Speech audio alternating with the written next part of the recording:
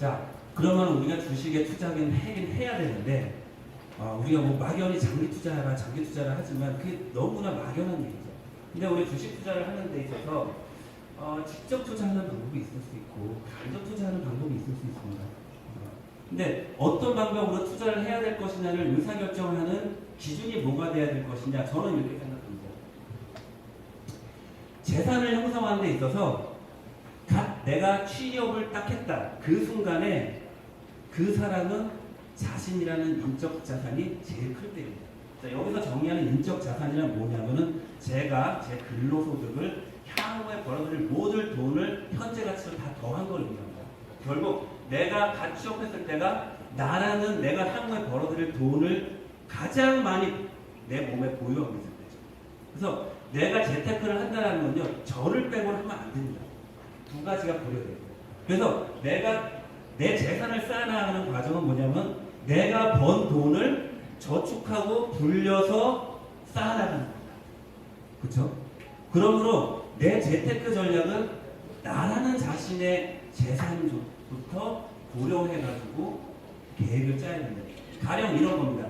이 정도뿐만 아니라 향후의 캐시플로뿐만 아니라 여기서 연 소득이 똑같이 3천만 원인데 A라는 사람은 자영업을 하고 있고요. B라는 사람은 선생님이에요. 자, 그러면 이 사람이 1,000만 원이라는 돈을 재산을 갖고 있는데 이거를 투자할 때 어떻게 투자해야 되느냐? 자영업을 하는 사람은요, 이거 다 이론에서 뒷받침되는 얘기입니다. 제가 말씀드린 건. 자영업을 하는 사람은 안전자산에 투자해야 됩니다. 왜? 자기 자신이 굉장히 위험자산이기 때문에. 사업이니까. 반면에 선생님은요, 좀 더 위험자산에 투자해요. 그게 포트폴리오입니다. 자, 그런데 여기서 중요한 포인트가 뭐냐? 이런 시기에 젊었을 때 이때 재산이 있나요? 재산이 별로 없습니다. 자, 제가 예전에 신입사원 교육을 할 때 항상 그 신입사원, 이 신입사원들 제 자산운용사였기 때문에 굉장히 주식을 좋아하고 하고 싶어서 온 사람들이에요. 이 사람들한테 물어봅니다. 기대 수익을 얼마로 생각하십니까? 그러면 배웠습니다. 이건 10%. 정말? 왜냐하면 주식을 한다는 거는 솔직히 속마음은 적어도 더블이에요. 많은 사람들이. 네. 근데 과거 히스토리가 그거를 보장해주지 않습니다. 평균적일 때 코스피 200 종목 가지고 나래비 세우면요, 10%가 5%가 안 됩니다. 100% 넘는 거예요. 더블인 거예요. 희망이죠. 희망. 기대 수익률이 아니라 희망 수익률이죠. 네. 그렇게 투자를 하는 거죠. 그런데 제가 다시 질문합니다. 지금 한 1,000만 원 있나? 자, 1,000만 원 10% 수익률이면 얼마지? 100만 원. 만족하냐? 만족 못하죠. 왜? 난 1,000만 원 투자해서 1,000만 원 벌고 싶은 거죠, 사실. 안 되죠. 안 되죠. 제가 다시 얘기합니다. 절대로 주식 투자하지 말라고. 당신은 언제 결혼할지 모르고 언제 전세자금 필요할지 모르고 캐시플로우 리스크가 너무 크다. 근데 1년에 100만 원 확실하게 보장을 내가 얘기해 줄 수 있다. 한 달에 10만 원만 덜 써라. 맨날 하던 말. 맨날 하던 말. 예. 거짓말입니다. 젊었을 때는요, 재산이 없어요. 1억이 있을 때 연 10% 낼 수 있다면은 1,000만 원입니다. 내 연봉이 3,000만 원에서 4,000만 원 올라가는 거랑 같습니다. 젊었을 때 뭐에 집중해야 되느냐? 내 가치를 올리는 데 집중해야 됩니다. 그러면 뭐가 좋습니까? 간접 투자하셔야 됩니다. 간접 투자하셔야 되고요. 재산이 점점 모였어요. 저축하고. 네. 그래서 이제 억 단위가 5억 뭐 이런 식으로 올라갔어요. 5억에 연 10%면 5천만 원입니다. 자, 이제 단위가 틀렸죠. 투자를 한다는 것은 내가 재산이 많아지면 많아질수록 중요해지는 겁니다. 재산이 없을 때 그렇게 중요하지 않습니다. 내 가치를 올리는 게 중요하죠. 자, 그래서 제가 내리고 싶은 결론은 젊었을 때는 자기 개발 우선을 하고 간접 투자하는 게 좋고요. 나이가 들어서 재산이 쌓인 다음에 정말 고민해서 내가 거기다 그 재산을 불리는 거에 많은 노력을 기울여야겠죠. 내가 지금 근로소득으로 버는 것만큼 아니면 그 이상의 영향을 미치기 때문에 1% 차이로 큰 영향을 미칩니다. 네. 이제 그렇게 해서 의사결정을 좀 하시는 게 좋지 않을까, 그렇게 이제 권유를 드립니다. 자, 직접 투자와 이제 간접 투자 말씀을 드렸는데, 먼저 직접 투자에 대한 뭐 좀 아이디어 정도 수준. 그러니까 이 아이디어라는 건 저희가 운영하는 방식의 일부분이기도 합니다. 예. 그래서 아까 말씀드렸던 그 패자의 게임 철학에 근거한 우리의 이제 계량 모델의 어떤 철학을 좀 말씀을 드리도록 하겠습니다. 그 아까 테이프 경기에서 아마추어의 이제 실수의 근거가 이제 행동 경제학이라고 보시면 될 것 같아요. 그래서 사람들이 어떤 실수를 하는데 그냥 실수가 아니라 굉장히 규칙적인 실수들이 있어요. 그러니까 그 실수가 꼭 나쁘다는 의미는 아닙니다. 근데 우리가 이제 전통 재물론적 관점에서는 우리가 담이라고 표현을 하는데 이건 뭐냐면 일종의 윤리적인 거라고 할까 도덕적인 거. 근데 그런 종류의 거예요. 근데 이 행동 경제학은 뭐냐면 애들이 있는 그대로에 대한 사실을 일단 얘기하고 파악해 보자라는 거죠. 그래서 뭐 제일 대표적인 많은 책들이 있지만 넛지 이거는 이제 2000년대 이제 후반에 나왔던 책이고요. 그리고 이 단의 카너먼 교수의 생각에 관한 생각 요즘 뭐 제일 이쪽 책 중에서 제일 잘 나가는 책이 되게 두껍긴 하지만요. 근데 사실 이분이 창시자고요. 이분과 트버스키라는 분이 창시자고 이분은 1993년도에 노벨 경제학상을 타셨어요. 그다음에 이 탈러 교수는 뭐랄까 전도사예요. 행동 경제학의 전도사로서 이분도 2년 전인가에 노벨 경제학상을 타셨죠.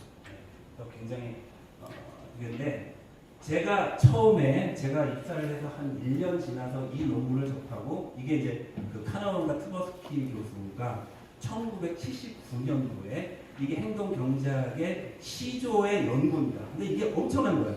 저는요 그 전까지는 왜 사람들이 로또를 살까? 왜 사람들이 보험을 들까? 왜 사람들이 옵션 투자를 좋아할까? 왜 사람들이 볼러틸리티 높은 걸 좋아할까?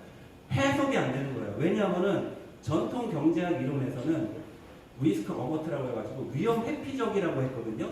근데 그 행동은 완전히 리스크를 너무 좋아하는 거예요. 근데 이걸 보니까 딱 이해가 되는 거예요. 아, 이래서 그렇구나. 자, 그게 왼쪽 겁니다.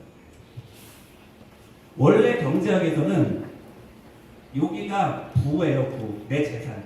재산이 크면 클수록 저건 밸류라고 했는데 유틸리티라는 표현을 쓰는데 효용, 내 만족도가 올라갑니다. 올라가는데 처음에 적을 때는 더 빨리 올라가다가 많아지면 많아질수록 그 증가 정도가 덜해진다.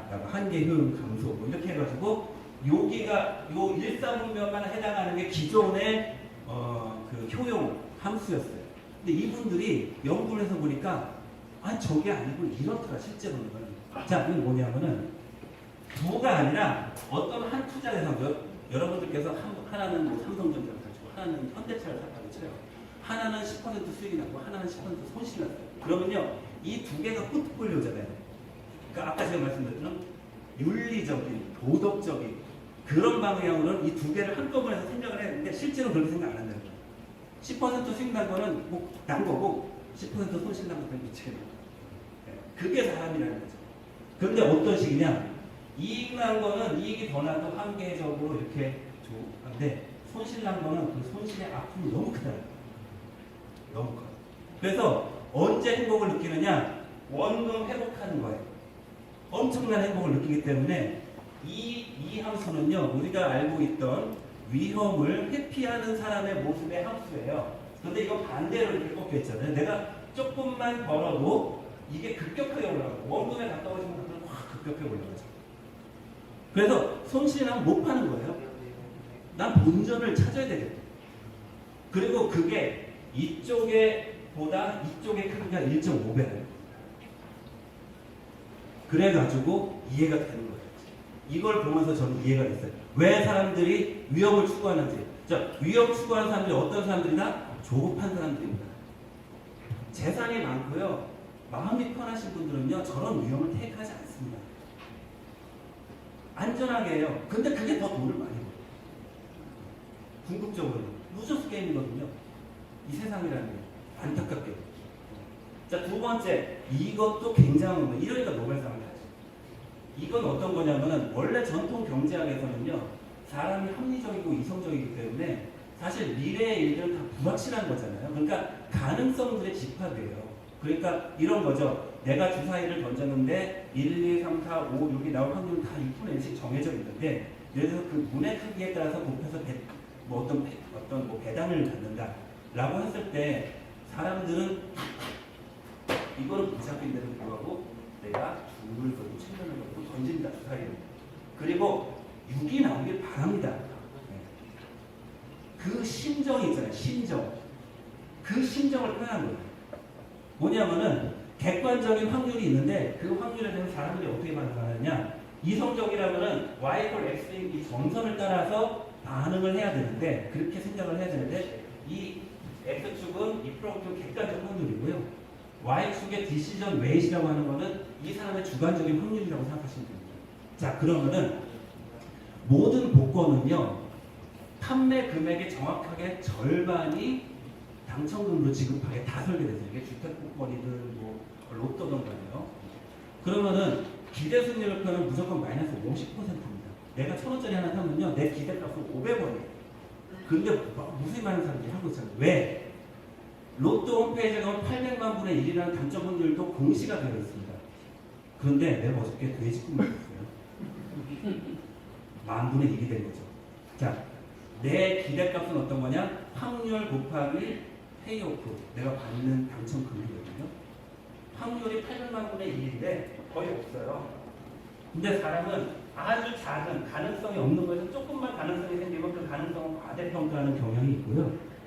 100% 확실한데 그 확실하게 조금이라도 줄어들면 그 줄어든 정도가 더 빨리 감소하는 그런 모습을 보인다는 겁니다. 이 그래프가 말해주시는 거죠. 그러니까 결국 무슨 얘기냐? 확률이 작은 거에 우리는 뭔가가 있다는 겁니다. 그래서 주택복권보다 페이오프를 훨씬 더 크게 하고 확률을 더 작게 만든 로또가 잘 팔리는 겁니다. 이게 이 효과가 크거든요. 자, 여러분 보험도 마찬가지예요. 보험은 우리가 보험료를 매달 내 가지고 그리고 내가 그 어떤 일이 생겼을 때 받는 보험금. 그러면 보험금 곱하기 내가 그 일에 발생할 확률이 내가 받을 기대값인데 당연히 내가 내는 보험료는 그거보다 크겠죠. 그래서 보험회사가 먹고 사니까. 그래서 무조건 손해인 구조거든요. 그런데 그 일이 발생했을 때 내 타격이 너무 크기 때문에 보험을 가입하는 겁니다. 제가 보험을 나쁘게 얘기하는 게 아니고요. 보험은요, 오히려 이런 거에서 가입해야 됩니다. 확률은 적은데 만약에 그 일이 발생하면 우리 집에 너무 타격이 큰 거. 뭐 예를 들어서 뭐 그런 거는 다 줄이셔야 됩니다. 뭐 입원비 특약 뭐 이런 거. 발생 가능성이 굉장히 높은데 그거에 대해서 보험료를 내는 거는 사실 손해인 겁니다. 그동안에 그 저축해가지고 나중에 그때 쓰면 돼요. 뭐 그건 둘째고 핵심은 이거죠. 작은 확률. 작은 확률인데 만약에 그게 발생이 되면은 페이오프가 큰 거 그런 주식들 관심 많으시죠? 그게 실패의 원인입니다. 페이오프가 큰 게 중요한 게 아니고요. 그 가능성이 중요합니다. 근데 그거를 안 하기 때문에 루저스 게임에서 내가 공격을 계속 하고 있는 거예요. 그 반대편에 있는 사람들은 어떠냐? 부자들은 어떻게 하느냐? 예를 들어서 그런 거죠. 어떤 개발이 돼서 부동산 어떤 개발 얘기가 나온다. 그러면은 개발되면 대박이 날 거야.에 집중하시는 분들이 일반적인 아마추어고요. 그 개발 진짜 되는 거야? 거기에 집중하시는 분들이 부자가 되는 분들. 이게 말해주는 거예요.